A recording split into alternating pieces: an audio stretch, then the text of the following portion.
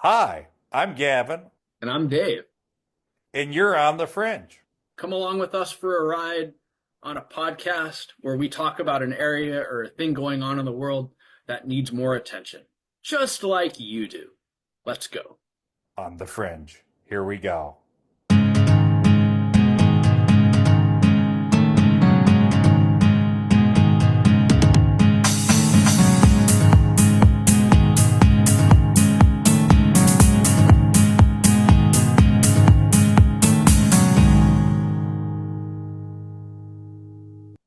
Hey, hey, hey! Welcome to On the Fringe. I'm Gavin. Here's my good friend Dave. Say hello to the folks, Howdy. Dave.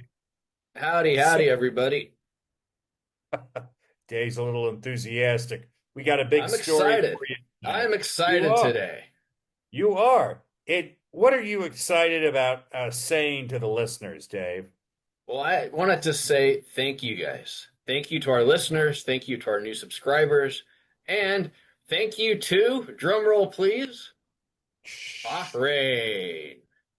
The wonderful country of Bahrain and our wonderful listeners out there, according to an email that may have been uh, from a scam farm, we're not sure. Uh, we are the number two political podcast listened to in Bahrain. I find that difficult to believe, but I do hey, too. we'll take it. We're number two in Bahrain. Hopefully, you So have more than two choices. hopefully. So on a more serious note, what are we talking about today, Dave? Well, we're going to be going back to our episode last week about Harvard University, and we're going to be talking Awesome. more about the fallout of Harvard potentially not having international students come or a huge drop in international students visiting the US for their studies. Yeah, and this is a huge story. This is going to continue. This is already damaging the branding of America overseas, especially for the sort of elites that traditionally we've liked to court. Again, there's going to be an impact on the U.S. economy because so many small town economies in America are really propped up by universities that depend on international students coming in every year. And academia in the US, kind of already on the ropes, is just taking another massive hit. Anyways, the I think the big key to that that we were talking about last time, Dave, was there was a massive amount of trust between international students and US schools and just the US government. There's a huge amount of trust in the process, in getting a fair hearing, in being allowed to go and not having your visa yanked. There was a huge amount of trust. And Mhm. that, Dave, I mean, that's not really there anymore, is it?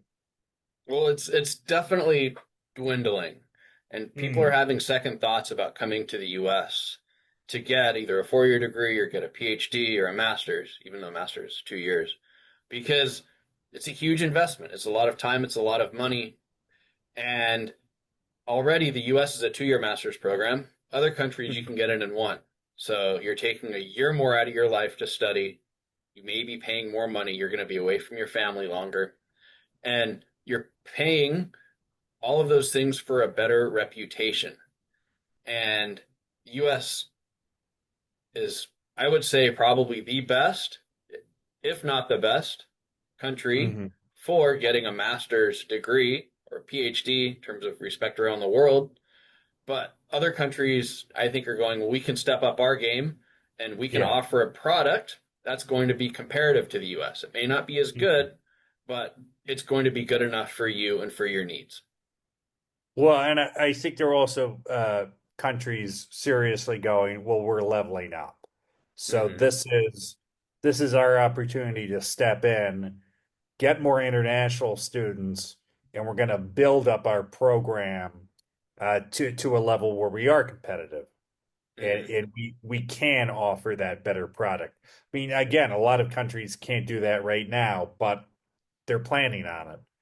Yeah. Um, Yeah. And so, yeah. Dave, just tell us where most of these students are from. Yeah, so if we go back in time a little bit, 20 years ago in the US, most of the international students were from China and India and Korea. And there were Mm, about 500,000 international students in the US. 10 years ago, there were about a million, a little less than a million. And then half of them were China, India, and Korea. And now there's over a million, and over half of them are Chinese and Indian. So in the hmm last 10 years, Korea's dropped down. Korea's universities have improved a lot in terms of their world ranking and in terms of research Yeah. and quality over the last 5 to 10 years. Chinese and Indians are still coming to the US. But there are Mm. also countries that are sending students: Bangladesh, Pakistan, Nigeria, Taiwan, Vietnam.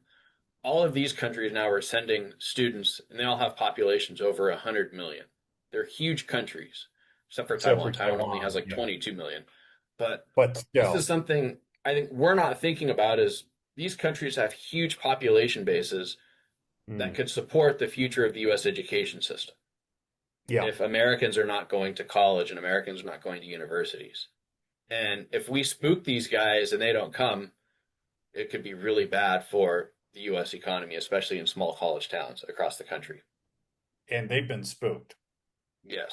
They've been spooked. Again, Harvard is, whether you agree with it or not, I personally don't, but it is the flagship of the Ivies. The Ivies are the flagship of U.S. education. So the fact that these are directly affected, and the fact that we do have messaging coming out of the State Department saying we're halting all student visas while we change our screening process, that has really thrown people off because now people who are in the middle of the visa process are having to look at the fact that they're not going to get it by the time September rolls around. Hmm. Um, and this is, I mean, you want to talk about a loss in confidence. There's still a hope, I think, that maybe there'll be a backtrack, there'll be some kind of reprieve until October or November. But it seems pretty clear, coming from the Secretary of State, that there is going to be a complete rehaul of the process. And they currently have suspended giving people student visas while they focus more on social media screening. The problem is the exact parameters of this are still not known, and it's unknown how long that screening process revamp is going to take. You have a lot of Hmm. people waiting on their visas right now, and this is, this goes beyond spooked. There's some people who are genuinely terrified. Yeah, definitely. And a lot of this is it's to protect national security. And if you look at over the last 10 to 15 years, there are real security concerns from China. You've had Chinese students that have come to the US that have tried to take pictures of sensitive areas, that have been arrested for spying. You've had professors that have been caught. You've had people that have come here to try to influence Chinese American students and influence American students to work for the Chinese Communist Party. It's a problem. And the US is sending FBI special agents now to focus on immigration, and they're not actually able to focus on IP theft. Intellectual property theft is one of the biggest problems that the US and American companies face. It happens all over the world. If you go to another country, if you go to Turkey, for example, and you walk around, you'll see fake Birkenstocks, you'll see Turkenstocks, you'll see fake LV bags in countries in Southeast Asia. IP theft is a problem all over the world, and it's a huge drain on countries and companies' bottom lines. But it's just something that everybody has to deal with, and it's something that we should obviously do our best to protect. But if we're not able to go after intellectual property theft and we're focusing on protecting visas, then it's going to be actually harder to protect the integrity of the U.S. economy. We're not going after the bigger fish, in my opinion, anyway. I mean, in my opinion, this is just a classic example of a wildly counterproductive policy.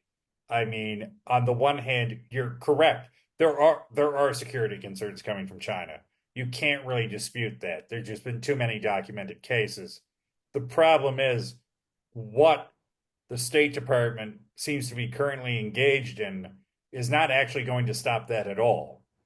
They're not going to go after students, they're going to go after other people. There are other ways of getting intelligence agents into the US without even touching on education.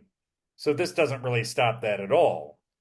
Um, Also, it's really going to hurt us economically. Uh, I know the national security angle, but if you look at how it plays out, it just doesn't stop any national security threats coming in. Because again, these are state-run operations. It's not like the guy's going to go, oh no, they revoked my student visa. I guess I'm not going to try to, take pictures of the chip factory. Um, this is not going to stop because they make the visa process different. What it is going to stop is forming positive relations with the rest of the world. Hmm. If you don't let people in, if you are excluding academics from abroad, if you have a one size fits all policy, which is saying we don't want you here, this is going to negatively affect the US way more than any Chinese intelligence operation. Um, and this is just, I hear this logic and I go, that's not what happens. That's not how it plays out. So, I get the rationale. I don't get the justification. That's how I feel about this. Yeah, I mean, I think there needs to be stronger and swifter punishments for people that are coming here. If you're on a student visa and you're caught doing something illegal, you're taking photos of a military base, or you're trying to steal intellectual property, get arrested, you go through the process, due process, and boom, you get deported. And make it quick, make it swift, and Yeah, but set I mean, show right an now, example of it. Show an example yeah, of it. but right now, if people are spending all their time nabbing guys picking tomatoes on farms instead of going after these people who are Hmm. genuine security concerns. And because our priorities are so skewed at the moment, they're not actually addressing this, which you're correct. This is a national security issue. This is a government policy from another country that is actively sabotaging our economy. And this needs to be more of a focus. But it is politically sensitive for a lot of reasons I'm not going to get into today. So it tends to take more of a back seat and they're going after people who are just not, as far as I can tell, national security concerns. It's again not a productive policy, I would say. Yeah. Anyways, Well, I was gonna say let's go back to what you were saying earlier, hmm, and you have professors, you have students that are not going to be able to come to the United States yeah, potentially. where are they going? If the door gets shut, where are these guys going to go? Yep, And in the last episode, China is stepping up.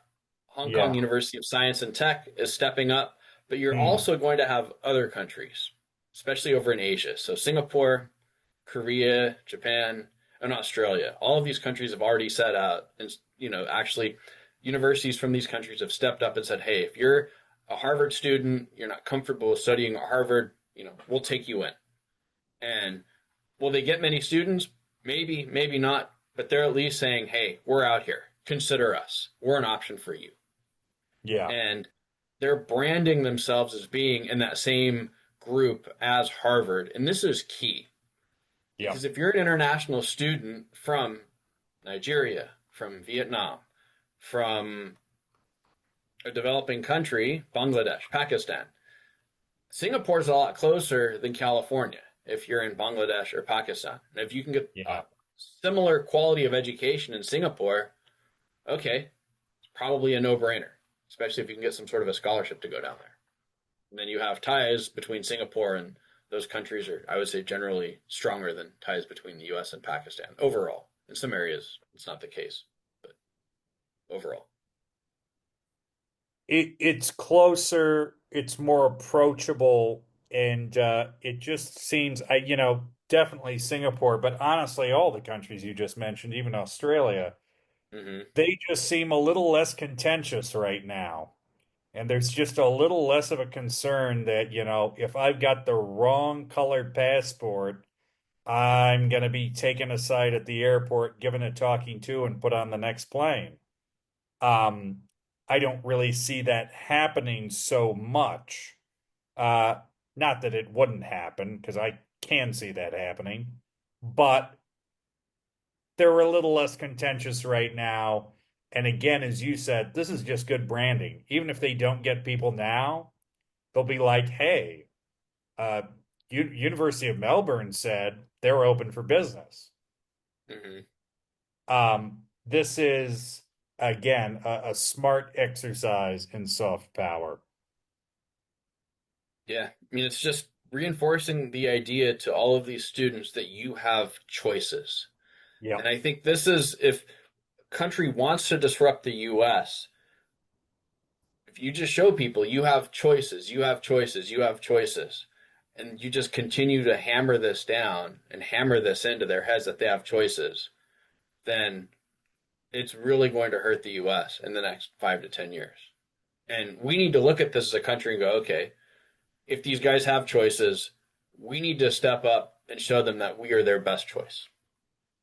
And I think that's where the problems come in because we seem to be demonstrating in every way possible that we're not the best choice. And I think part of the issue that we have is that for a long time, we didn't even think about it. We're obviously the best. We're the best. Everyone knows we're the best. We don't got to work at it. All of a sudden, we may have to start stepping up and demonstrating. Well, if you're saying you have the best universities in the world, um, can we get some more demonstration of that? Prove And it. prove it exactly. And yeah, I have a feeling that is going to bite us in the rear awful soon.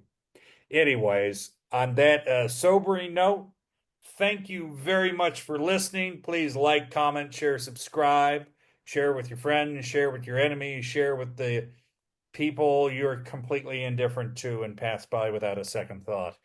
Share with just about everyone in the gosh darn universe. We appreciate our On the Fringe community. We appreciate your involvement. Please comment. Please tell us how you think we're doing. If you think we're doing bad, tell us that. If you think we're doing good, tell us that too. All the best. Thank you very much. This is On the Fringe.